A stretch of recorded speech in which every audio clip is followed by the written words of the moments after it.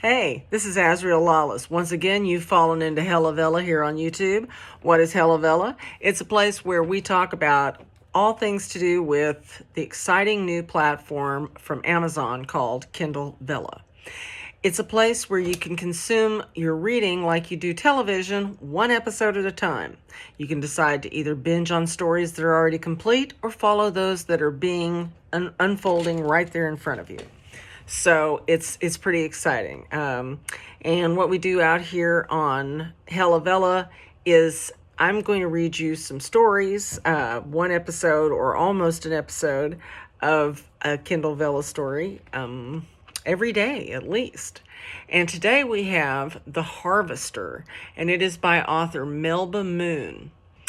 And I am going to read you the synopsis here. First of all, it is about a virus apocalypse. It's science fiction. It's got time travel, fantasy romance, saving humanity, time raiders. It's awesome. I do highly recommend it. Currently, she's got 13 episodes out there, and I really like this story. So once again, The Harvester, the synopsis, here it is.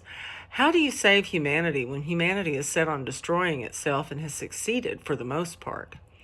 You find jumpers who can survive time travel and send them to harvest DNA from the past. Male DNA, that is, since the women of 2436 are perfectly fine, thank you very much.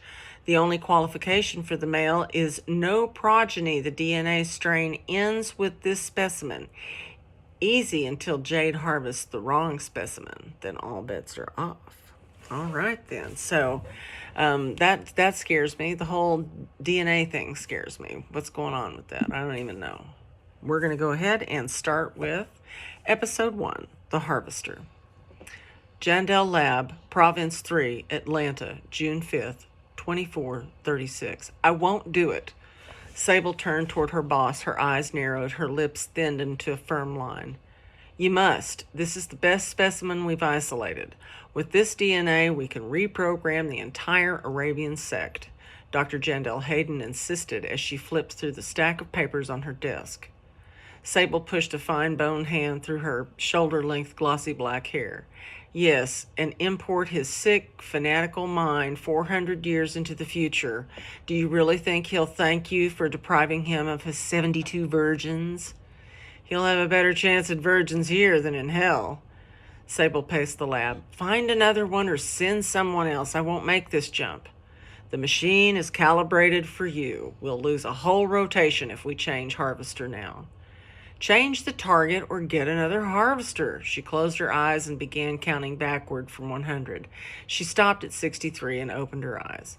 Dr. Jandel Hayden's face resembled a ripe plum. Sable imagined steam pouring from her ears. Her dark eyes narrowed as she pinned Sable with her sharp gaze like a bug in a specimen box. Sable plopped into the bungee chair and gave the computer terminal a command. She keyed in the parameters for a new search, then watched the screen as it crunched 400 years of human genome data. There must be another specimen to harvest from the same event, after all. There was data on more than 3,000 victims. Surely there was another suitable male to choose. Sable suspected Dr. J had chosen the terrorist deliberately. The program had been taking criticism for several months because of the lack of diversity of specimens harvested. Still, there were other ethnic groups to be considered. Sable smiled. She preferred Italians. Yes, a macho, chauvinistic Italian stallion, or perhaps a dark Latin American with soulful eyes and insatiable libido. The last one she'd brought in had been an Afro-American gangbanger turned rapper. Your parameters have been met by 2 specimens, the computer announced in its seductive southern drawl. Focusing on the screen, Sable read the names. Mohammed Mansour. Hell no, that wasn't going to happen. The other names sounded harmless enough. Fred Jones. How much more everyday American could you get? You said Mansour was the only target. I said he was the best target. It wouldn't require a doppelganger. So, I've left gangers before. It's no big deal. But it would be so much more helpful if you'd collect Mansour. You know the press will have a field day with another average Joe being let loose on the horny females of Province 3. Sable chuckled. Sorry, you'll just have to deal with it. I'm going for Jones or no one. Besides, what's wrong with another average Joe? We have plenty of average Janes for him to chase. Do you really want to recalibrate the JS350 now? No. Mansour is already calibrated. Jones' body was recovered. It would take time to get the doppelganger loaded. We'd be pushing it to get you out of the building before the events unfold.